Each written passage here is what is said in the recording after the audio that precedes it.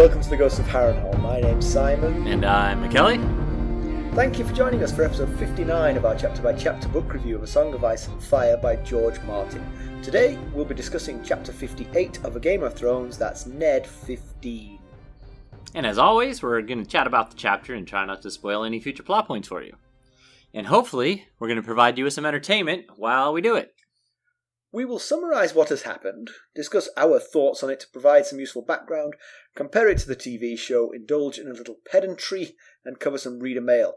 If you're not reading along with us, you'll find the show notes are very helpful, so check those out. Indeed. How are you, sir? I'm alright. I got some technical glitches going on over here. I can only hear Simon out of one ear, and it seems to keep switching back and forth which ear it is, so... A little bit distracting, but I would try not to let it affect me. How about you? How are you doing? I'm good. I mean, it's for listeners from the future, it's September 2020, so we're still in sort of COVID lockdown. Yep. I have a story of pain and anguish. I always know I know you like those. And actually, it circles back to a story you told the other day. Okay. So, You actually can look. No, our listeners can't look, but you can look behind me and see that I've rearranged this room. Oh yeah, the bed is turned. Yes. Oh, it's because Carson brought the succulents in because it's getting cold. I see them. So they needed some room by the window, so I had to rearrange the whole room. So I was surveying the room. I wasn't actually rearranging it. I was just surveying the room, and my tablet, which is not like as big as an iPad, but it's about halfway between a phone and an iPad. I was standing barefoot, just surveying the room, not moving, literally still. Uh-oh. And the tablet fell off a table. And I know you know this actually because I've complained about it before. I have sort of semi-arthritic toes from all the soccer I play. Yes, right. My left big toe is particularly sore all the time. Yeah. And this tablet landed edge first right on my left big toe. Man, I was in pain. So I surveyed the room, like cursing my rotten luck, and I decided I was going to turn the bed around because that would create the room that was required for the plants to live in here. Sure. So I turned the bed around, forgetting that under the bed I keep a stash of wooden planks from when we got some hardwood flooring. We got a whole box of wooden slats, and they are as long as the bed is long. Okay. So when I turned the bed around, they stuck out. So I had to turn them too. Uh-huh. But by this point, I got the bed turned around. So the easiest way to fix this problem was to lift the bed and move the planks underneath. Right. But that was too difficult for me. So I got my son to come and help me. Yeah. So the box of wood is low. It's only like 3 or 4 inches high. But it had some loose planks on top of it. Yep, loose so things. So I bent down. I lift the bed. My son kicked the box, which moved, but the planks didn't move. They turned sideways and fell edge on to my big toe. Your left big toe? The same one that I'd been hit like 3 minutes earlier. I was on the bed. I could see stars. Oh, he can't blame this one on Stella. The pain. I know, it kind of reminded me of that. God, it hurt. Oh, I should have been wearing like big work boots or something. Yeah, some steel-toed boots. Oh, crap. Well, sorry to hear about your pain and misfortune. Any idea why it was that your tab fell off of the table it was on? Not a clue. It was precarious, I'll give it that. And I had it's just a little side table that it was on, and I just moved it. Okay. And it was sort of balanced on a pile of books. So, I mean, the whole thing was pretty precarious. I am not putting it down to the supernatural. All right. No ghosts of Harrenhal in the McGrother household. But, I mean, I looked at it. It seemed steady. I turned my head and I looked at the bed, and then it leapt off. Waited till you weren't looking. Convenient. Exactly. Very convenient. So... Well, that's no fun. Never fun. Yeah, it wasn't. There was a time when even the bed sheet touching your big toe would send you through excruciating pain. That's when I had the plantar fasciitis. Yes. That was... Oh, no, you're right. I did have problems with the bed sheet touching my toe. But my bed sheet and foot problems with plantar fasciitis. I found that I was getting plantar fasciitis, which is a sort of problem on the sole of your foot, and it was because we have a cleaning lady who I'm. That makes me sound like I'm some sort of wealthy sort of rich person who has a cleaning lady.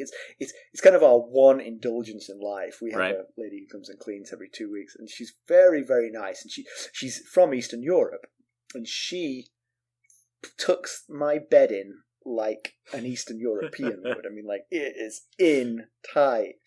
And so I got plantar fasciitis, and I started to research it a little bit, and I discovered that's a contributing factor. Having tight because when you're in bed, your feet are pulled down and they can't straighten back up again, you see. So I untucked my bed, and immediately, like within a days, my plantar fasciitis went away. Wow. Okay.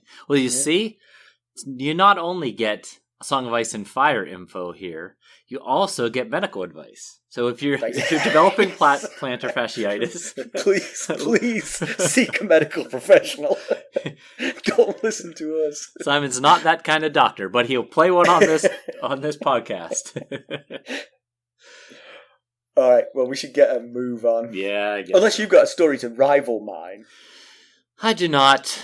No, nothing. Nothing really worth talking about that I can think of off the top of my head. So we'll just get on with the recap we got here. Yeah. So last time we saw Ned, he was being outmaneuvered by Peter Baelish, Cersei Lannister, and Janos Slynt. His bid to usurp the throne from Joffrey backfired badly, and he was being held at knife point by Peter Baelish. Since then, we've learned that he is alive, but in the dungeons, courtesy of Sansa's entreaty, he only has to confess his crimes and bend the knee to receive Joffrey's mercy. Kelly, why don't we give them the summary? Joffrey's mercy. Shaking your head won't make it through to the audio podcast, just FYI. The term Joffrey and mercy, I'm not sure those two things go together very well. I have to remember, I'm using a different computer because my Surface Pro is having some issues, and this is not touchscreen, so me trying to push the screen up is doing very little to advance the page here. Anyway. That is a first world problem you've got there, my friend. It is indeed. It also, I think, is the reason I can only hear you out of my left ear at the moment. On with the summary. Okay, so Ned's tossed into a pitch-black dungeon, grimly thinking that when the king dies, the hand gets buried. He knows he's lost, and only his starkness keeps his tears at bay. His hopes lie in the hands of others now. The Baratheon brothers will be raising armies at Dragonstone and Storm's End. Cat will surely rouse the North, and the Vale and the Riverlands will most definitely join her. He also holds out hope for the group he sent to arrest Rhaegar Clegane, including the remainder of his household guard. He starts to converse with Robert's ghost, remembering his friend in his prime when he took the throne. The king berates Ned for his stiff neck, but then transforms into Peter Baelish. A jailer brings long overdue water, but no news or even words. Ned relives the fabled tourney at Harrenhal, where the wheels of the rebellion were first set in motion. He was 18. It was the year of the false spring. Robert was magnificent and berserk in the melee. Jaime Lannister took his Kingsguard vows, but when the jousting started, it was all about Rhaegar Targaryen. He defeated Brandon Stark, Bronn Jon Royce, and even Sir Arthur Dayne, the sword, but maybe not the lance, of the morning. In the final tilt, the Crown Prince unseated Sir Barristan Selmy. But all smiles died as the prince rode past his wife, Elia Martell, with the champion's crown. Instead, he dipped his lance and let the crown of blue roses slide into Lyanna Stark's lap. Ned reached out to hold the crown, but the flowers hid the thorns. Again he hears Lyanna's plea, "Promise me," from her bed of blood. Days pass. Water is brought, but no food. Finally, the monotony is broken by a visit from Lord Varys. The eunuch provides Ned with updates that we already know. Sansa's captured. Arya's in the wind. Tyrion's escaped from Cat. Ned despairs and accuses Varys of not helping him in the throne room. Of course, Varys points out the folly of such an action. Ned asks if he can help him escape, and Varys says he could, but he won't. It only lead to questions that would lead back to him. Instead, Ned asks if he'll take a message, and Varys says he will if the message suits his own ends, which is peace in the realm. Varys tells Ned that the Queen will visit. She's afraid of the Baratheon brothers. She needs Ned to denounce them, to end the war in the Riverlands so that she can cement her son's position. Ned, being Ned, of course, says he cannot do any of that, but Varys reminds Ned of Sansa's vulnerable position. His next visitor will either bring him cheese and bread or Sansa's head. It's really up to Ned to decide. He could really use some bread, or he's going to end up dead. There was lots of rhyming in yes, that. There was. Sansa will be dead if she loses her head, but Ned could get some bread. All right. So the whole chapter is a bit of a recap of things we already know. I guess we do learn of Cersei's continued worries about losing the throne to the Baratheons, which I guess for her the important thing is that her family's armies arrive before the Baratheon families. If the Baratheons actually have armies, I mean, we're not sure of that yet. We haven't heard anything. I mean, they have loyalists, but do they constitute an army? Yeah, exactly. Yeah, we don't know. But yeah, that's her biggest concern, no doubt. But the chapter starts, aside from him describing the cell that he's stuck in, starts with him ruminating over him having played the Game of Thrones and losing pretty terribly too, and it's cost him his men's lives. And it's just so Ned-like to think of his men first. You know, that was his first thought: is I played the Game of Thrones, I lost, and my men paid for it in their blood. Very Ned thing. But Varys is right. If he doesn't change his inflexibility, he's going to join them. It won't be just them; it'll be him too. Yes. Solid point. That seems like the end result of this plan that he's been on here. He curses all of the people that betrayed him. So Littlefinger, Janos Slynt, the Gold Cloaks, Queen Cersei. I mean, hers wasn't a betrayal. She was always planning to do that. Yeah. Jaime Lannister, Varys, Grand Maester Pycelle, even Barristan Selmy and Renly, who he doesn't really blame because they think he feels like he's on the same side as them, but neither of them stood by him when he needed them. Yeah, that's what he said, that Renly, the king's own blood, ran when he was needed. But, I mean, Renly did offer to help with a plan with what seemed like a much higher success rate, or probability anyway, than the one Ned went with. Although, of course, I mean, if you remember what Renly's plan was, it was to take possession of Joffrey, right? And yeah, get the kids in custody and Cersei will fall into line, yeah. Right, and then the longer term plan was to raise Joffrey to try and make him a decent king, and if they could do that, ensconce him as king. If they couldn't do that, denounce him as being a bastard, and reinsert Stannis at that point. Yeah, that's kind of a mashup of Renly's plan and Littlefinger's plan. I don't think Renly... Oh, is it? I'm sorry. I don't think Renly got as far...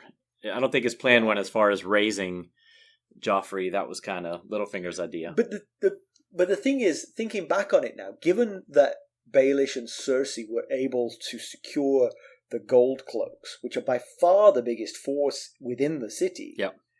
I'm not sure Renly's plan would have worked. And there'd be no coming back from that. Yeah. Well, I mean, you can apologize for saying you're not the king, but for kidnapping the king... That's true. You know, it's a whole other level, I guess. Although, I guess if Ned is ratified or whatever as the king regent, then he would be the ultimate authority in the city anyway. That's the piece he was missing. But that was true to a certain extent, and the Gold Cloak still turned on him because they were paid to. Yeah. And they were paid to by Queen Cersei, who had a pretty good claim to their loyalty. She could have made that same argument if Ned had truly been ensconced as the king regent. Yeah, I guess so. Yeah. We never got there, so it's like we don't know how much power the king regent has if the Dowager Queen and the young king want to go move against him. Who's the power goes with numbers, and the numbers were the Gold Cloaks, and they went with the Lannisters. So you're right; it might not have mattered if he had been ensconced as King Regent or not. But maybe the danger to Joffrey would have prevented her from doing it. Yes, maybe that's the hope. If Ned would have been able to successfully threaten harm to a child, I'm not sure anybody would have believed that he would actually do them harm. Well, the thing about that is, logically, you wouldn't believe it, but as the mother of the child, you'd be inclined to. Yeah. You make a solid point. So Ned, he kind of sleeps and wakes. He says sometimes he doesn't know which is which, and he opens his eyes, closes his eyes, it doesn't matter because it's complete darkness. But while he slept, he dreamt of blood and broken promises. And I was thinking about both, actually, but I was thinking about broken promises, and I wondered what specific broken promises he was referring to, sorry. And I thought of, maybe Brandon, his brother Brandon, and his father Rickard, maybe they had promised to return home and never did. Obviously, his honoring his vow to Cat was broken when he fathered Jon Snow, and then also he pledged to Robert to take care of his legitimately fathered children as if they were his own, and obviously he's not going to be able to do that stuck in a dungeon. So because we've heard a lot about the promise he made to Lyanna. We don't know what it is, but he keeps referring to it. But we had not heard that it was broken, this promise. Right. I mean, that's an interesting thought. So that's the first we've heard that promise, which she extracted from him, may have been broken. Given that it's Ned, I would assume it hasn't been broken. But just an alternative idea here. Maybe he's thinking of Rhaegar's broken promise. Rhaegar presumably made some promise to Elia Martell, which he broke when he handed that crown to Lyanna Stark. Yeah, hadn't so thought of that. Not necessarily his own broken promises, but the promises that got broken, which led to the turmoil. Yep. Yeah, good point. I hadn't thought about that. But then I was thinking about the blood part as well, and he often, including in this chapter, refers to Lyanna being in a bed of blood, and that could be literal, or it could be a metaphor. She died, so she could have been in the bed of blood when she died. Or I was thinking maybe it could be a reference to the war, Robert's Rebellion that was started basically on her behalf. He's said it enough times and with enough specificity that I don't think it's purely metaphorical. It sounds real, but it then does conjure the question of how did she die? Yeah. I mean, nobody who was guarding her would have wounded her. Right. Did she get some kind of disease that made her cough blood up so she was... Yeah, right. That we still don't know. Yeah. So Ned still has some hopes. He hopes that Robert's brothers are out there raising armies at Dragonstone and Storm's End. It does seem like Stannis is up to something, but even Varys in this chapter says nobody knows what Stannis is up to on Dragonstone, but I betcha he's collecting more swords than seashells, so it seems like he is... Everybody assumes he's amassing troops, and if you recall, Tywin, when he was talking to Tyrion and his brother Kevin Lannister, was in quite the hurry to wrap up his beef with Robb Stark and his army in order to turn his attention to Stannis. So... Yeah. I wonder, I mean... It's difficult to launch an attack across water. Yeah. I mean, I don't know how many swords he doesn't appear to have drawn any major families to his cause, as far as we know. We don't know much about what's going on in the Stormlands. Maybe as he's a Baratheon, he's getting all his people from the Stormlands. So rather than a marine invasion of King's Landing from Dragonstone, he could just sail to Storm's End, meet up with the brunt of his army who were gathered there from the mainland. Yeah. And march on King's Landing from there. Yeah, that's true. Maybe. And of course, we have no word of Renly since it was announced that he left in the night, the night that Robert died. Now, one thing we haven't talked about is whether Renly and Stannis have a plan together that they could be meeting up to. Maybe Renly has gone to the Reach to get troops, and Stannis is pulling troops from the Stormlands, and they're going to join forces and take back the throne for the Baratheons. Yeah, but what's it? We talked about this, I think, last time even, that we don't know whether Renly knows the big secret about Joffrey's parentage, right? Yeah. But maybe he did all along. Maybe just before Stannis fled King's Landing, he said, hey, you stick around and keep a straight face, but that kid ain't your nephew. Which then might go to some of the ways that we saw Renly treating him. Could be. Yeah, we did question what his beef was with Joffrey, so we've gotten no indication that he knows, but it's possible he's just a better poker player.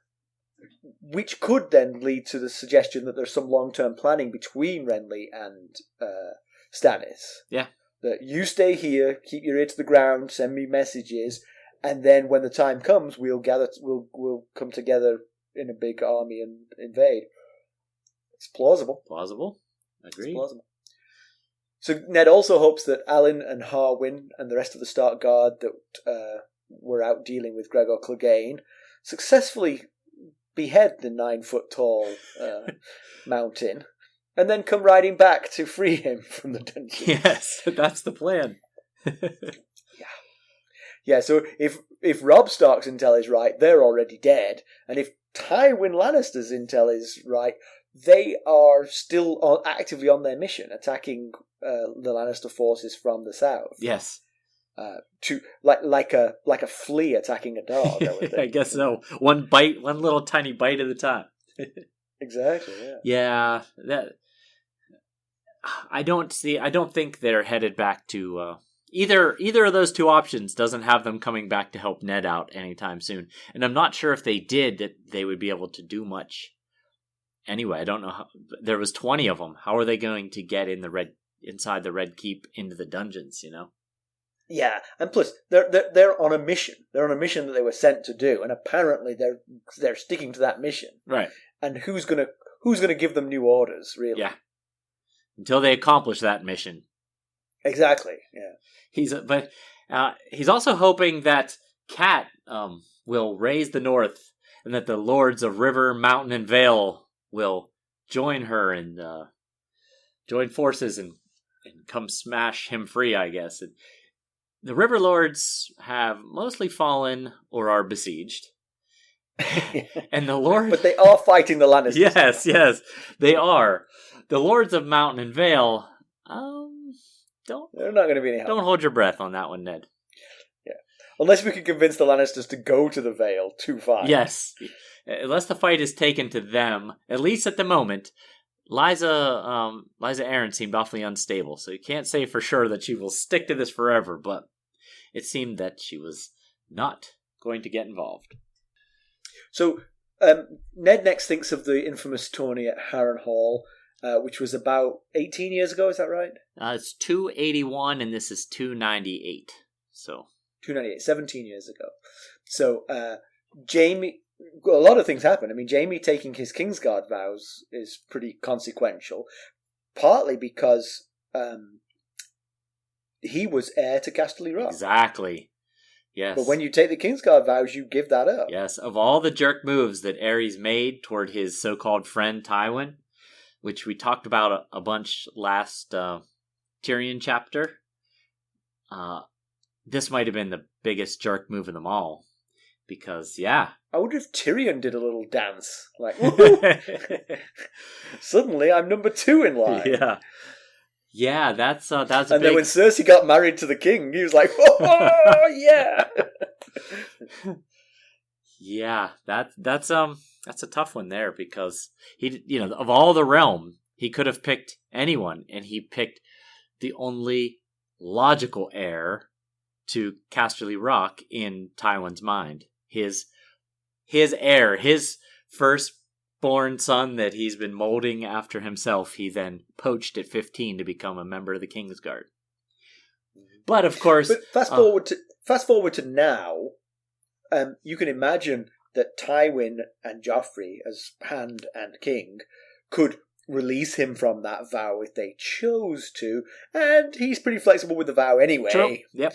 It's not so much a vow as just a motto, really. Yeah.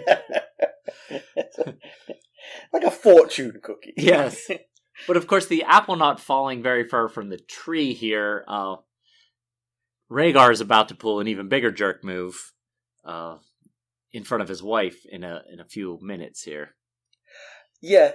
So they mentioned that Ned mentions that Rhaegar looked magnificent in his black armor with the rubies in the strip of the dragon sigil, which of course is what he wore when he died at the Ruby Ford. Yeah, which I think was just called the Ford until then his rubies were scattered there. Yes. While all this was happening, they were having a lot of fun and laughing, and Robert was laughing with Jon Arryn, and he refers to Old Lord Hunter, who is actually Eon Hunter, which you may remember from the chapter when Tyrion and Cat were in the Vale. He was the old gouty lord who offered to champion Lysa against Tyrion. And then in the next chapter, the duel chapter between Bronn and Ser Vardis Egan, he was one of the ones mansplaining to Cat about how Ser Vardis was going to beat Bronn because he was a knight and Bronn was a sellsword. So that's the Old Lord Hunter that he was referring to. And that was, 17 years ago. So he's 17 years older now. So right. Maybe less gouty back then, I guess. Yeah. Then comes the big jerk move. Yeah.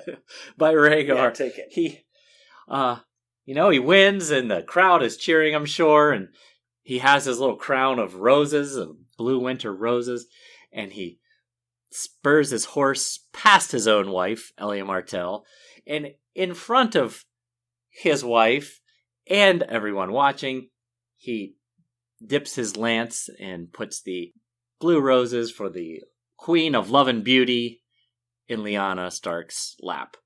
So, yeah, that's a tough one, man. Oof. Yeah. That's... Well, my question about that is, what was Lyanna's reaction? Yeah. Was she just like, oh God, another one, or something like that? Was she like, why is it the married men who are into me? Or was she like Sansa would have been? Was she like, oh my God, oh my God, oh my God, I'm the Queen of Love and Beauty. Exactly. It's hard to know. I mean, we don't know much about Lyanna because she died so young. We know that Ned told Arya that Arya reminds him a lot of her, that Lyanna had a wildness in her that Arya has. So it seems like she might be cut more out of the Arya cloth than the Sansa cloth. Interesting. So she might have like taken it and like frisbeed it onto Elia Martell's head or something. Yeah. So Ned in this recap does not mention Lyanna's reaction, but he does say that all the smiles died. Yeah. So nobody was happy with this, apart from Rhaegar. Apparently, he was blissfully unaware. Like, woohoo! Look at me. Oh man, that in his mind he could hear the cheering. It takes some serious lack of awareness to not notice. That's not going to go over very well. But I guess he wasn't concerned. He's the crown prince. He can do what he pleases. Targaryens were the bosses. They could. So Ned's clinging to. So he has this flashback of the tournament, and then it snaps back. Like I said, he goes back and forth between dreaming and waking. And in one of his waking moments, he's clinging to the belief that Cersei dare not kill him because Cat has Tyrion. Well, you see, the thing is this. That's what I'm saying. This whole chapter was just stuff we already knew. Right. It was basically just watching Ned's reaction as he gets worse and worse news. It's Varys reading the book to Ned. Yes. Ned's like, no, this is not going well. No, don't go to Lysa. Yeah. So Varys was disguised as a grizzled, wine-soaked jailer, stubble and all. I have a question about that. If you are castrated prior to puberty, would you grow stubble? I don't think you can. Related? I think it must have been. Oh, so it's just a disguise. Yes. It wasn't like he grew his stubble. Oh, I see. If you remember, he's pretty good at this stuff. He was the guy who visited Gendry. He was the guy that Arya saw in the dungeon. Neither of them were clearly Varys. He was well disguised. He was the guy that came to Ned the first night of the tourney when he told him about Cersei kind of goading Robert into participating in the melee. And each time there was a very different description of the man, except for one term. They all called him stout, and he calls him stout in this chapter as well. So we'll be right back. Hello, friends. Are you ready to make some unforgettable memories? Well, if so, consider the Marriott Bonvoy program. Discover the perfect destination for your summer getaway and unlock exclusive deals on luxurious accommodations. With our affiliate partnership, you'll enjoy unbeatable savings and a seamless booking experience. Don't let summer slip away. Visit Marriott Bonvoy today and make this vacation season one for the books. Use our Ghosts of Harrenhal affiliate page to check it all out and buy Bonvoy points or give some as a gift. The link to our page is in the show notes. Can I just say that none of them really knew Varys? Yeah. He could really have just wandered out exactly dressed as Varys, with the one exception of Ned, who did. So take off your purple silk and wear a brown coat. Right. And it would be that's all he's really done here, just FYI. Apparently, he mentions here in this chapter that he traveled with a mummers troupe when he was young, as he says, before he was cut in Essos. So I guess that's where he learned to do all these disguises and such. Right. And then he one of the first things he says to Ned is, "I trust you realize you're a dead man, Lord Eddard."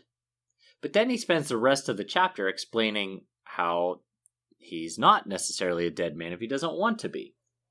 I think it's a conversational gambit to get him focused, Yeah. Unless you're going to listen. Right. Exactly. I think what he's meaning is if you continue down the path that you're on, you're a dead man. Yeah. But if you listen to me, you might have a chance to live. Yeah. So Ned asks Varys what his agenda is, and Varys is clear about it. He says peace. Peace in the realm is what I care about. He was the only person in King's Landing who was desperate to keep Robert Baratheon alive. Yeah. His enemies and his friends were doing nothing to help him, but Varys was. Yeah, he said several times he's talked about the fact that he took steps to keep Robert alive. Yeah. He said he's protected him from his enemies, but he was unable to protect him from his friends, and he's referring to Ned here. And then he says, "What on earth possessed you to tell Cersei about you learning the secret of Joffrey's parentage?" And of course, Ned says it was mercy. And Varys says, "Oh, I forgot. You're an honorable man. It's so rare that I come across such an honorable man. And as I see you sitting here dying in this dungeon, I am reminded as to why it's so rare that I see such an honorable man." Yeah. So Varys brings Ned some wine, which is the first non-water he's had since he's been in prison. Ned is slightly nervous that it might be poisoned, asking if it's the poisoned wine that he gave to Robert. And he says, "You wound me, Lord Stark." Until he takes a drink of the wine, he had explained why he was actually he was the one trying to keep Robert alive. And so then Ned asks if he questioned Lancel about the wine, because if you recall, it was Varys who planted the idea of who gave the wine to Robert outside of the king's chambers after Ned had visited Robert when he came back from his hunt and Robert was clearly dying. His line went something like, he was talking to Barristan, and Barristan said it was Lancel who gave him the wine, and he said, "Only one skin? Hunting is such thirsty work." And then he said, "Lancel is a dutiful boy to make sure the king does not lack for refreshment." So it was him who kind of sparked the idea that could this have been an issue with too much wine or something wrong with the wine. Yeah, and we also learned that the Queen is the one who gave Lancel the wine. Yeah, he admits it in this chapter. He says, "Did you ask Lancel?" Right. And he said, "Yeah, it was the Queen that gave it to him." Said it was his favorite vintage. Right. So maybe stronger than he was anticipating, so he was drunker than he thought he was, etc., etc. Plus, probably more. He probably wasn't counting how many skins of wine he actually had. So the thinking being, hunts are dangerous. If you get him drunk enough, he'll die one way. We can make sure he has a fatal accident one way or another. Yep, that's what Varys says. He says the hunter's life is perilous. He could have fallen from a horse. He could have been bitten by a wood adder. A stray arrow could have hit him. They were going to get him one way or the other. So then Varys says, there's an interesting point here, because a lot of this feels like, like he said, I couldn't protect him from his friends. This is Ned's fault for confronting Cersei with what he knew. Yeah. But then Varys does say she wasn't going to wait very long anyway. This might have tipped her over the edge, but she was already beginning to worry about Stannis Baratheon. Yeah. And his claim and his potentially growing army and the potential for his secret to spread through the realm and therefore gain traction. So she needed Joffrey on the throne sooner rather than later. Exactly. She needed to get rid of Robert so she could deal with his brothers. You remove the brothers, you got no real legitimate claim left to the throne, and who's really going to care at that point anyway? If there's no Baratheons left, then Joff would be the who's left to ask questions. Yeah, I mean, the closest you would have would be Gendry. Gendry would be the closest you'd have to an alternative claim. Yeah, nobody knows he's exists. No, or even Maya Stone. Right? Yeah, she's the oldest of the. That person, Maya Stone, has no chance against an enthroned Joffrey. Exactly. Baratheon / Lannister. Yeah. And like I said, if all the Baratheons are dead, who's around who's caring anymore about whether Joffrey is legit or not? Well, Ned would. Yes, he would. Ned would literally move on to Maya Stone at that point, yes. For sure. So Varys tells Ned that he should have heeded Littlefinger's advice to support Joffrey's succession. Ned is surprised that Varys even knows about that conversation, but Varys is the Lord of Whisperers, so he knows. Exactly. So to refresh your mind on that plan, Baelish argued against Stannis. He said he's iron-hard and will fire the entire small council, which, of course, as we said at the time, Ned really could care less about that, but also that Casterly Rock will rise against Stannis in favor of Joffrey's claim, and that Stannis' unforgiving nature will drive other families to the Lannisters' cause. On the flip side, if Ned assumes the regency, marries his children to Cersei's children, shapes Joffrey into a semblance of decency, or if not, if that doesn't work out, then he can dispose of Stannis, elevate Renly to the throne, reveal Cersei's secret that Joff is not Robert's.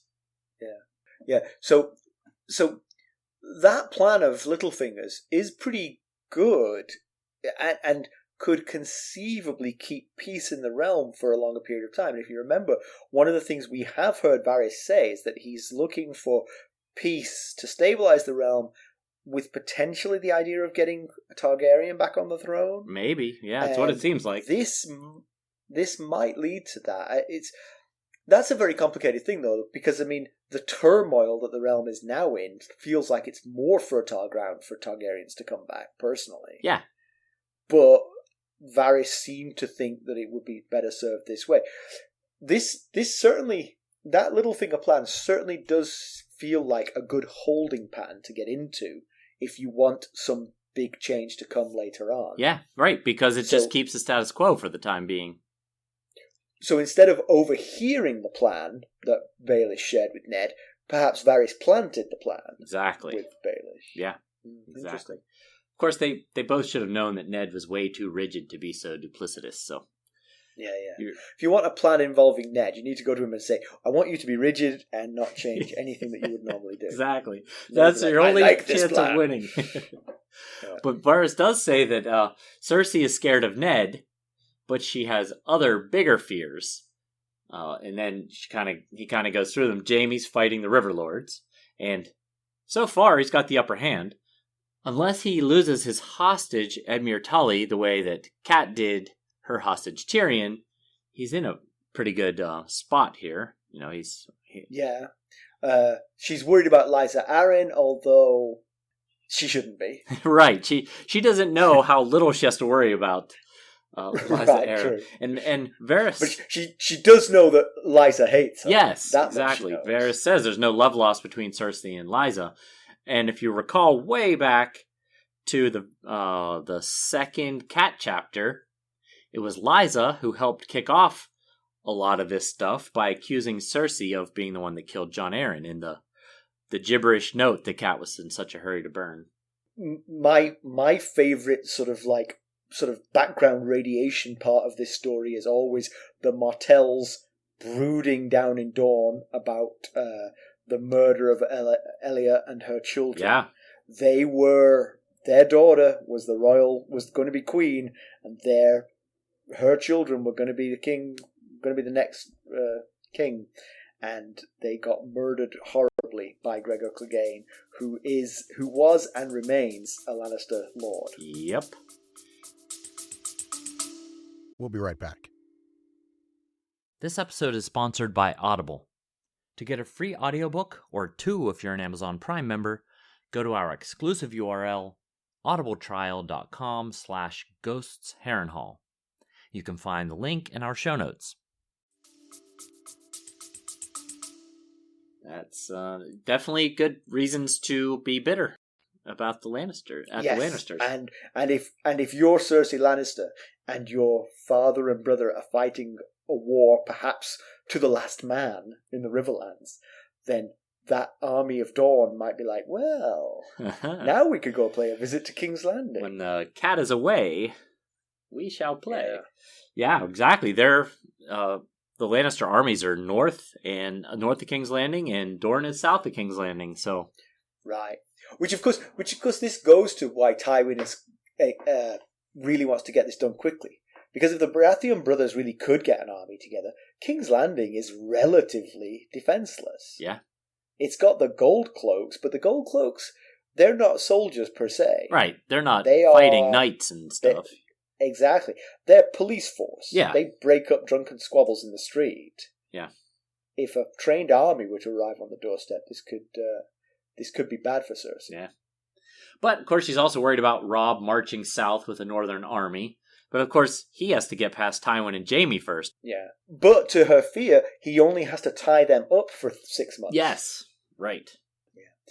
And so that's what Varys concludes. The thing that makes her lose the most sleep is the Baratheon brothers. And Stannis in particular, and the fact that deep down, she knows his claim is true. Yeah. And he says that Stannis is known for being an excellent battle commander and also for having no mercy. Which, we were talking, I think it was our 50th episode, we had gotten a question about the differences between Ned and Stannis, and I think that's one right there. I don't think that Stannis would likely have gone to Cersei to protect her children. Where was this when we were recording that question? No, you're absolutely right. That is a very good difference, and I'm sure that that's the truth. That Stannis would have sprung it on her and let the 4 of them go to the headsman. Yeah, and we don't know him yet. We've yet to meet this character, Stannis Baratheon, but what we do know, he seems to be, as Varys said, have no mercy. He also seems to be incredibly righteous. If you recall, before the Harrenhal Tourney, they were having a small council meeting, and it came up that Stannis tried to ban brothels. So, he's a pretty righteous guy. Yeah.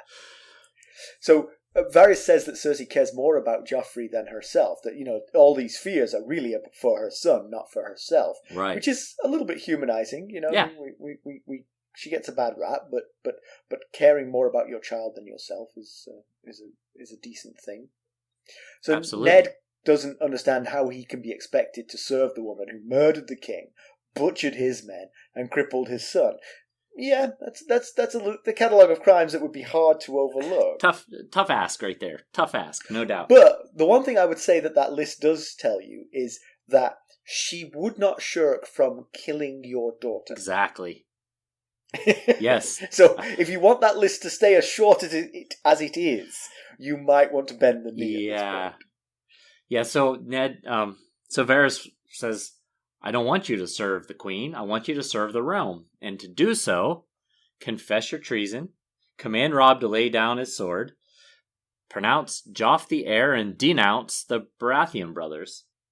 A lot of that goes along with what Littlefinger had told him. Choosing Stannis means the realm will bleed. He specifically said that when Littlefinger was making his appeal to Ned to go with his plan.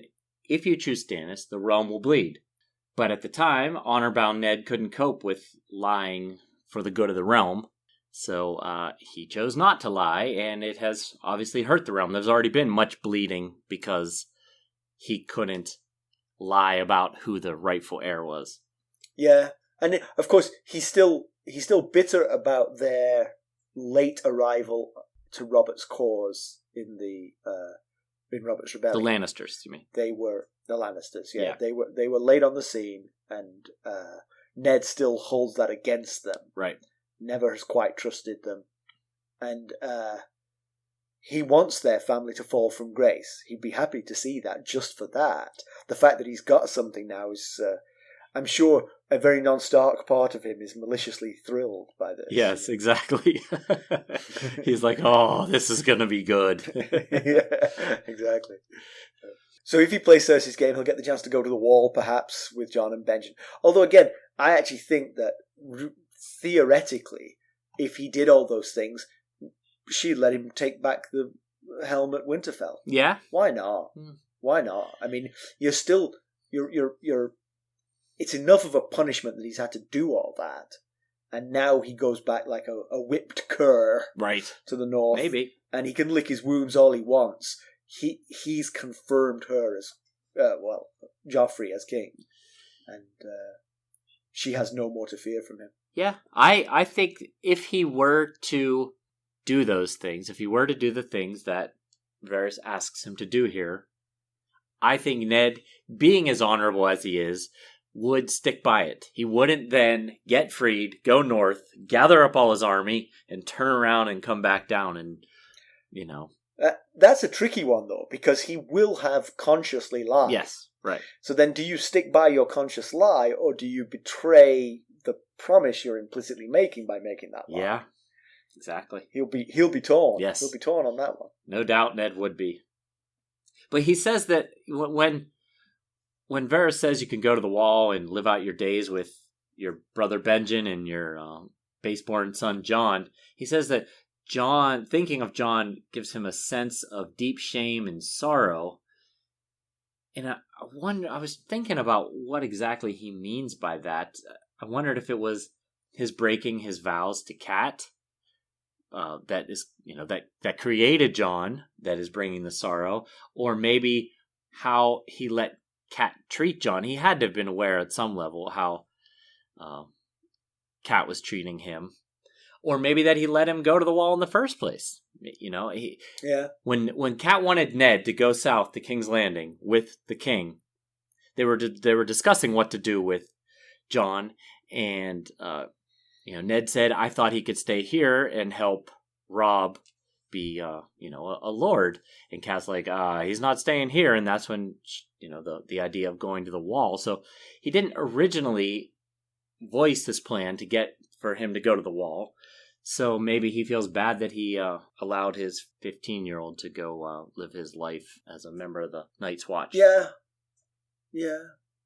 I mean, maybe. Yeah, I think it's probably a combination of those things. I mean, you've got to feel like you failed him pretty badly because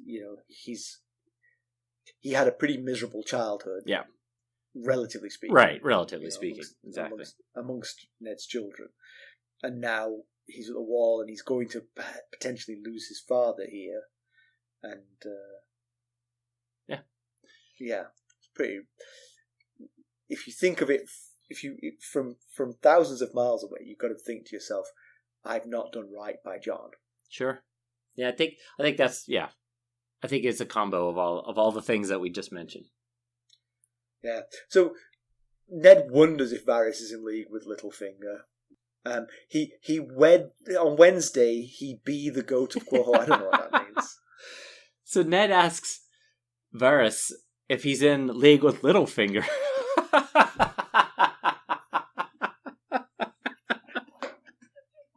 On Wednesday, he be the goat of Quahog. Oh, that's awesome. I try to fit things on one line. That's why there's a lot of little stuff like that. I'm hoping it'll make sense when we read it. I don't like when things hang over by one line, like how Skulls hangs over down there. I try to bring those up. So Ned asked Varys... Oh, that's right. I would sooner wed the black goat of Cornwall. Exactly. Very nice. So Ned asks Varys if he's in league with Littlefinger, and Varys scoffs at it and says he would rather wed the black goat of Qohor, which I will explain what that is in the background section. But instead, no, he just feeds him choice whispers. And he lets Littlefinger think that Varys is his man. And if you think of some of the things that Varys has told Littlefinger, he told Littlefinger about Ned being named King Regent. Remember, Littlefinger came into Ned's chamber and said, "I hear congratulations are in order." And Ned said, "The king is dying. What are you talking about?" And he said, "Well, I've heard you've been named King Regent." And he said, "Where'd you get that?" And he said, "Oh, well, Varys had a suspicion he told me about, and you've just confirmed it." And Ned was like, "Bah!" But then he also told Littlefinger about Cat being in King's Landing when she came to see about the dagger. So, right, that's right. Varys did tell him that. Yeah. He does tell him things, and he feels like he's letting Littlefinger think he's his man, but really he's not. And he also lets Cersei think that he is her man. And Ned says, "And you let me think you were my man." So. Mm-hmm. The spy does what the spy does, I guess. It's everybody think he's on their side. I mean that. Yeah, that's the thing. I mean, you've got to be. I've said this before. As the Master of Whispers, you've got to be ambiguous, at least, with where your loyalties lie. You've just got to gather the information and give it out. And I think it's reasonable to say, especially in a time of turmoil like this, that your loyalty is to the realm. You'll give this information to whoever you think will do the best for the realm. Yeah, right. And that's feels like he's doing his job at that point, whatever his motivations might be, and they are not completely clear yet. Yeah, he makes for an interesting character, that's for sure, with not knowing where his allegiance lie. Oh, for sure. Yeah, exactly. Yeah, Varys does bring up again the Martells and how they still brood on the death of Elia and the children, and he brings it up to say, look, again, you know that this woman can't be trusted, and they'll do anything. So Sansa's life is in genuine danger if you don't toe the line here. Yeah, because Ned refuses Varys' offer. He says, "You need to do these things to support the realm." And Ned says, "If I did those things, if I said these things to Cersei, they'd be as hollow as an empty suit of armor." Varys says, "Tisk, tisk, tisk, the queen's not going to be happy to hear those kind of things." And he said, "I don't care. My life's not worth that much to me. I'm not going to lie to make Cersei happy." And Varys says, "And how do you feel about Sansa's life?" And that totally changes the tune of the conversation. Yes, it would. Okay, so to background, again, Ned mentions the Tower of Joy to remind you that's where he found Lyanna Stark at the end of Robert's Rebellion. Just a background, a non-sort of Westeros background here. There's some suggestion that George Martin got this name, the Tower of Joy, from Arthurian legend. Oh. Lancelot's castle was called Joyous Gard, and his affair with Guinevere, he rescued her and brought her there. Okay. So it has sort of parallels to a certain extent with what's going on here. Okay. If you think of Lancelot as Rhaegar and Lyanna as Guinevere, but right, I see it. It's not quite the same. Not quite, but I could see the connection. Makes sense. Yeah. I like it.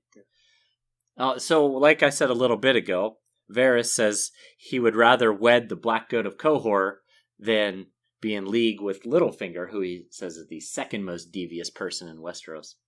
So the Black Goat of Qohor is a god in the city of Qohor, which is one of the free cities of Essos. The god demands a daily blood sacrifice, and the Qohoric usually sacrifice calves and horses at the Black Goat's altars. However, On holy days, it's condemned criminals who go beneath the knife of the gods' priests. And in times of danger and crisis, it's said that the high nobles of the city offer their own children to placate the black goat, that he will defend their city. The city of Qohor is actually founded by worshippers of the black goat who are religious refugees from Valyria. Very nice. I don't really get the marriage thing, though. The black goat of Qohor. I didn't really get what he was implying by that, but okay. Yeah. It doesn't sound like... Well, I don't know. I mean, he's got a lot of power, clearly. Yeah, right. So, comparison with the television show, this scene is kept pretty much verbatim. In actual fact, in the show, there are 2 or 3 scenes where Varys goes to visit Ned in the dungeon. Oh. So, he's a sort of semi-frequent visitor. We do not see any of Ned's flashback stuff at this point. Okay. So, it's just him being sensorily deprived and then told what he needs to do by Varys. Okay. It's... As it was in the book, it was an opportunity to sort of like give a nice summary of the way the realm was devolving. Just to keep everybody up on what's happening. Yeah. Pedantry corner. Just lie, Ned, please. Okay, that's not pedantry. That's just me wishing that would happen. I don't know if what I've got to say here is pedantry either. I think it's pedantry if I were Ned. If I were Ned, I'd be like, wait, what? So Varys says that Cersei gave Lancel the wineskin, but Lancel and the king were already off hunting when Ned told Cersei about knowing the secret about Joffrey's parentage. So how did she give the wine to Lancel? Through a messenger? So I was thinking maybe, if you recall, the day before Robert left for the hunt is the day he hit Cersei in the face when they came to visit Ned. And I wondered if maybe she put the wine plan into place then, and Varys is just wrong about his thought that it has to do with the mercy thing. It's just a coincidence. So a question about that. Yeah, just a question about that. Was there a messenger? I don't know. I don't know. I thought... I had some vague recollection that there was a messenger, and maybe he was given like 3 big flagons of wine to carry to slow him down, but maybe I'm just making that up. I know the party split up, didn't it? The party split up and some of them came home, but there was no... Yeah, I don't remember. The messenger... I think it's wishful thinking. Ned sent a messenger. He sent one of the Royce sons, I can't remember which one off the top of my head, to tell Robert about Gregor being desummited, about, Maybe Cersei took that opportunity. He's been out there a long time. I'm going to be very thirsty. Give him this. You're right. No, that's a good point. I mean, it may not be pedantry. It may just be wrong conclusions from Varys and Ned. But it also is. If that's the case, it's an interesting twist of the plot that she'd already decided Robert was for it. Just for hitting her. That's why I said if I were Ned, it would be pedantry. I would be like, wait. You're saying it's my mercy. He left before I even told him, so how could she have given Lancel the wine? So to news and notes, the news and notes we have is so cryptic, I don't know what it means, so you're going to have to take it. It's like it's written in code. It is. I have no idea what this told says. You I like to keep stuff on one line. So there are some legends and fantasy fiction birthdays in the past few days here. A solid lineup of fantasy fiction legends having birthdays. On Sunday, our dear George R.R. Martin had his birthday. Turned how old? I think he was born in 48, so you could probably do the math faster than I could. 72? Yeah, oh boy. You better get working. You better finish these books quick. That's exactly what I was getting to. Stop having birthdays. No, that's even worse. So that was Sunday. On Tuesday, Frodo and Bilbo Baggins, September 22nd, have their birthday. The characters. The characters in the book were They did share a birthday, didn't they? That's right. Wow, how about that? The long-awaited party. Oh, and it was your birthday. And Monday... I am so hopeless. Monday was the fantasy fiction legend of all. Yours truly. Happy birthday, my friend. I am sorry. I forgot as always because I don't pay any attention to anything. Hey. Any social media. I'm just hopeless. Now, I would like to tell our listeners, all of that was on one line. I told you, I cram it all in there. That's why I didn't know what the heck it was talking about. It was gibberish. Alright, so let's conclude. Yeah.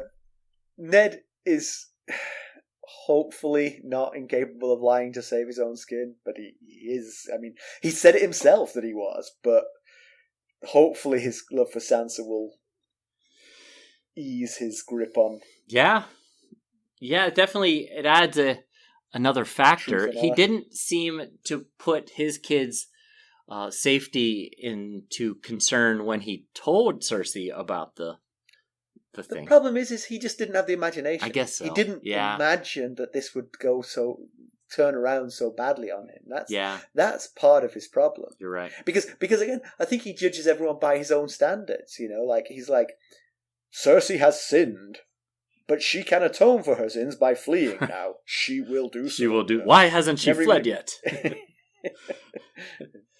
Yeah, and Varys, you know, he's a complex character, but he does seem to come across as honest, and he's clearly here. He's trying to help Ned for sure. Yeah, you know, right. He's certainly honest with Ned when Ned says, "Hey, can you spring me out of this joint?" And Varys says, "I could, but I won't." So he's certainly honest about that. But can he be taken entirely at his word? I don't think you can trust everything he says. He's got too many games going on to entirely trust everything he says. He's already said he let Cersei and Littlefinger think that he is each of their guy. So, but we did hear him talk with Illyrio of peace in the realm for the moment until their plan in Essos is ready. So yeah. So, but that's the thing, isn't it? You see, when you profess, and I tend to believe him that he's trying to serve the realm. At some point, serving the realm means picking a side. You know. Right. And so that's what he seems to have done with Illyrio Mopatis. He seems to have picked the side of the Targaryens, which seems an odd choice. Yeah. You know, given how Aerys was, would you want to go back? Right. Robert was bad. Robert was rotten as a king, but he wasn't evil in the same way Aerys was. He wasn't a lunatic. And they know why Aerys was a lunatic. It's because of the tight inbreeding, right? Yeah, right, yeah. And who was Aerys' wife? His sister. His sister. Right. So Viserys and Daenerys are even more into bread than Aerys was. Yeah. Now, of course, they're one more layer. They've not exactly spelled their plan out. It's just what the logical conclusion is at the moment based on the information that we have. Right. So. Yeah, it certainly doesn't seem like they're picking a side amongst the factions in Westeros. That's for sure. Right. Yeah. It definitely doesn't seem that way. No. They're not helping any of them. Yeah. Varys tells Ned he's been given his life back if he'll just take it. If he just says what Cersei wants to hear, he can go live his life out on Castle Black. And this is not the first time. Multiple times people have said this is or was available to you if you had just taken it. Cersei said it when they were having their conversation in the Godswood. She said, "The throne was yours after Robert's rebellion. You could have just taken it, but you didn't." And Littlefinger, when he proposed Joffrey's succession plan, he said, "You know, it's yours. You could be the king regent. Just take it." But of course, he didn't. So, yeah, will he now? Yeah, I don't know. Thinking back to that moment when he did have an opportunity to take the throne instead of Robert, I wonder. You can imagine Ned being very happy to let Robert take the throne. Yeah. It's hard, I think, to imagine the other way round. Because Robert would see himself as having won the rebellion. Right. I mean, it wasn't Robert's rebellion until he took the throne. Yeah. But he killed Rhaegar Targaryen. That's kind of the biggest moment in there. Sure. And so Ned ascending the throne might have led to further turmoil, might have driven a wedge between the two of them forevermore. Yeah. But he had no worse of a claim to the throne. I mean, yeah, Robert's claim was that his grandmother was a Targaryen. That's the legal claim that they use. But yeah. But you see, I would watch, as Ned could argue, my family has been, kings of the North for thousands of years. Right.